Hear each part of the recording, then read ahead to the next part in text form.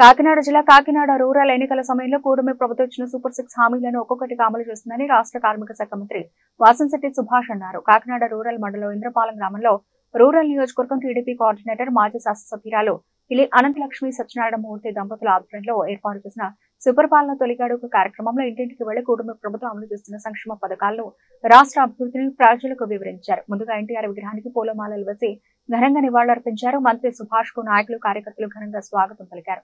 ప్రజలు మంత్రి సుభాష్ కి హారతులిచ్చి అడుగు అడుగున నీరాజనాలు పలికారు. దేశంలో ఎక్కడా లేని విధంగా గత 5 సంవత్సరాల వైసీపీ పాలనలో రాజధాని లేకుండా పాలన సాగించిన చరిత్ర వారికి దక్కుతుందన్నారు. ఇచ్చిన హామీలతో పాటు ప్రజా సంక్షేమం కోసం మరిన్ని కార్యక్రమాలు కూటమి ప్రభుత్వం అమలు చేస్తుందన్నారు. కార్యక్రమంలో పెద్ద ఎత్తున టీడీపీ జనసేన నాయకులు, కార్యకర్తలు, మహిళలు తదితరులు పాల్గొన్నారు.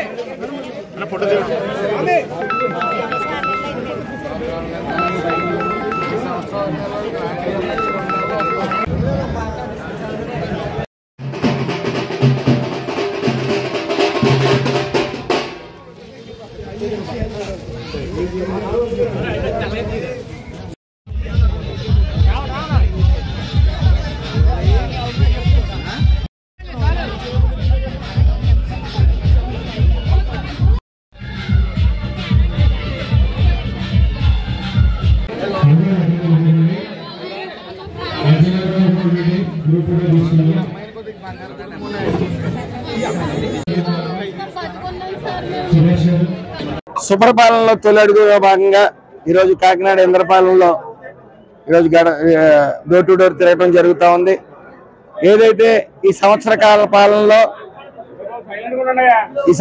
పాలనలో ప్రభుత్వం ఏం చేసింది అనేది అన్ని వివరించడం కోసం, వాళ్ళ ఫీడ్బ్యాక్ కోసం మరి డోర్ టు డోర్ తిరగడం జరుగుతూ ఉంది. ప్రజలందరూ కూడా సంతోషంగా ఉన్నారు. ప్రతి పథకం ఏదైతే సూపర్ 6 ఉందో ఒక్కొక్కటిగా ప్రతిదీ ఆచరణలోకి తీసుకురావడం జరిగింది. అలాగే ఏదైతే అమ్మఒడి తల్లికి వందనం ఉందో, తల్లికి వందనం ఎంతమంది పిల్లలకు ఉంటే అంతమంది పిల్లలకి ఇస్తానని నారా చంద్రబాబు నాయుడు గారు ఎన్నికల మేనిఫెస్టోగా సూపర్ 6 లో భాగంగా హామీ ఇవ్వడం జరిగింది. సుమారు 68 లక్షల పిల్లలకి మరి తల్లికి వందనం అనేది ఇవ్వడం జరిగింది. అదేవిధంగా అన్నదాత సుఖీభావలో భాగంగా ఈ నెలాఖరికి వాళ్ళకి కూడా రైతులందరికీ కూడా తమ అకౌంట్లో జమ చేయడం జరుగుతుంది. అలాగే అన్న క్యాంటీన్లు ప్రతి గ్రామంలో ఒకటి పెట్టాలనే ఆలోచనతో ఉన్నాం. 2 పూట్ల భోజనంతో పాటు ఉదయం టిఫిన్ కూడా 5 రూపాయలకి పేద ప్రజలకు ఇవ్వడం జరుగుతూ ఉంది. అలాగే పెన్షన్లు 4,000, 6,000, 10,000, 15,000 ఏదైతే ఉందో ఈ దేశంలోనే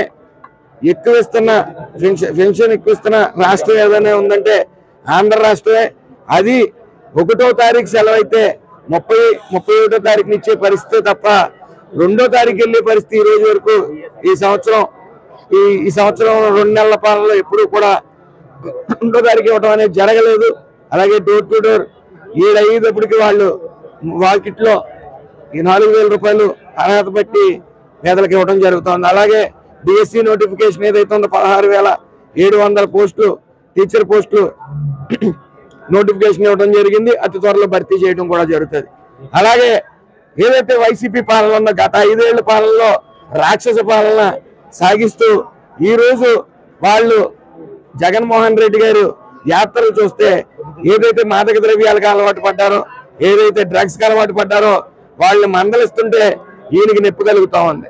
ఈయన ఓదార్పు యాత్రలు, అలాగే జైలు యాత్రలు, అలాగే వాళ్ళ యాత్రలో ఎవరన్నా సింగయ్య అనే ఒక వాళ్ళ కార్యకర్త కింద పడిపోయినా సరే, చనిపోయినా సరే వాళ్ళని పక్కకు లాగి వాళ్ళ యాత్ర వాళ్ళు చేసుకున్నారు తప్ప వాళ్ళకి న్యాయం చేసే పరిస్థితి ఏ రోజు లేదు.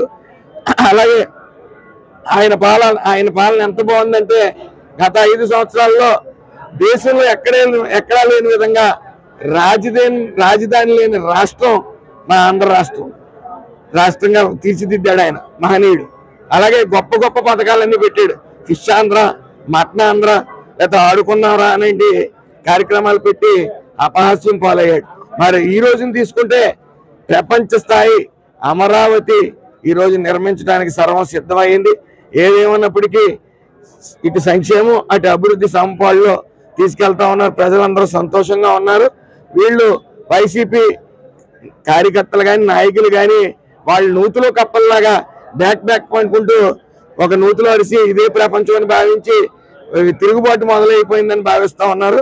వాళ్ళు 11 సీట్లకి ఏదైతే బుద్ధి చెప్పారో గత ఎలక్షన్లో కూడా ముఖ్యంగా మేము మంచి చేస్తేనే మాకు ఓటు వేయండి అన్నారు. ప్రజలు గ్రహించారు వాళ్ళు మంచి చేశారో చెడు చేశారో. 11 సీట్లకు పరిమితం చేశారు.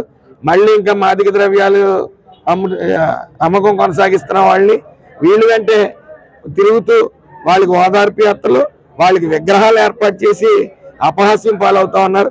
ఏదేమన్నప్పటికీ ఈ నారా చంద్రబాబు నాయుడు గారు కానీ, పవన్ కళ్యాణ్ గారు కానీ, లోకేష్ గారు కానీ ఈ ఆంధ్ర రాష్ట్రాన్ని సువర్ణ ఆంధ్ర రాష్ట్రంగా తీర్చిదిద్దేంత వరకు 24/7 కష్టపడతానే ఉంటారని చెప్పి